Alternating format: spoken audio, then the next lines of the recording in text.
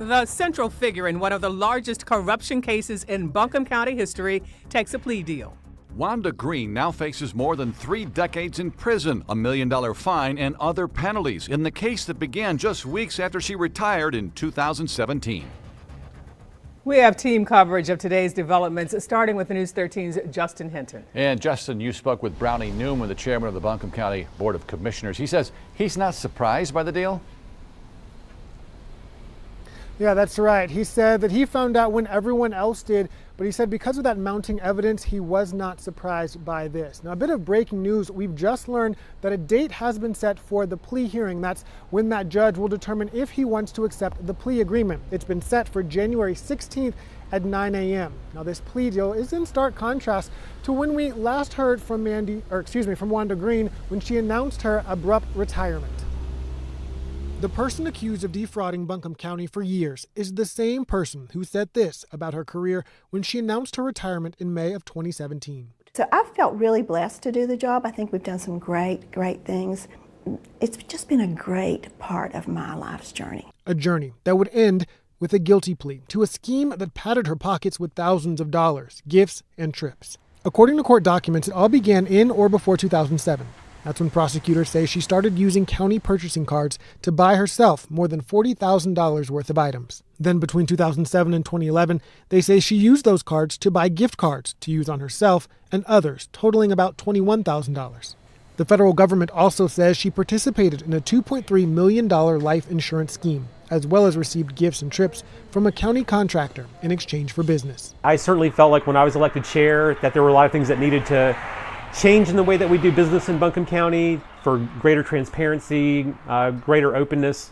But I did not believe we needed those things because of criminal activity. I just thought it was a better way to do business. With the mounting evidence, Brownie Newman says he wasn't surprised by the guilty plea from Greene or the 3 others involved. These former county officials, the ironic thing is they did a lot of good things while they were there, but they made bad decisions and they, are being held accountable for it. Greene's attorney issuing this statement.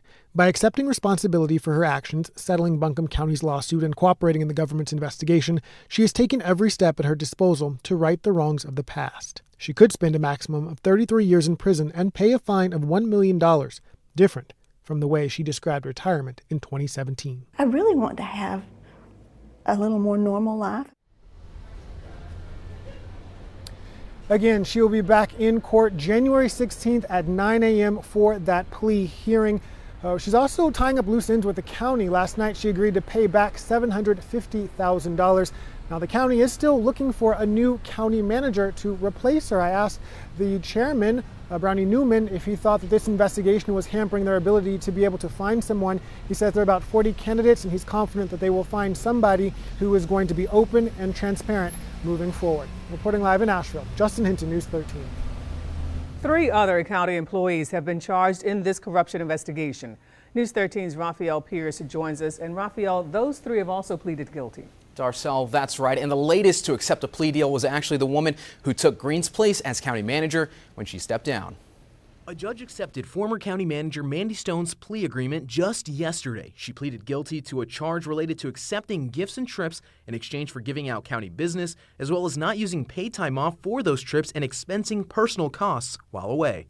Stone could face up to 5 years in prison, a $250,000 fine, or both, and no more than 3 years of supervised release. Back in October, former Assistant County Manager John Creighton went before a judge who accepted a similar plea as Stone's. And just like Stone, Creighton could face up to 5 years in prison and a $250,000 fine. And just 3 months before that, a judge accepted Michael Greene's guilty plea. Michael is Wanda Greene's son and the former business intelligence manager for the county. He pleaded guilty to 1 count of conspiracy to commit an offense against the United States. He faces the same fine and amount of prison time as both Stone and Creighton. Now, none of the 3 have been sentenced yet. Mandy Stone and John Creighton still have an ongoing civil suit against them by the county. Darcel. News 13 has covered the Buncombe County corruption investigation from the very beginning. We have links to many of our stories in the latest web story up on WLOS.com.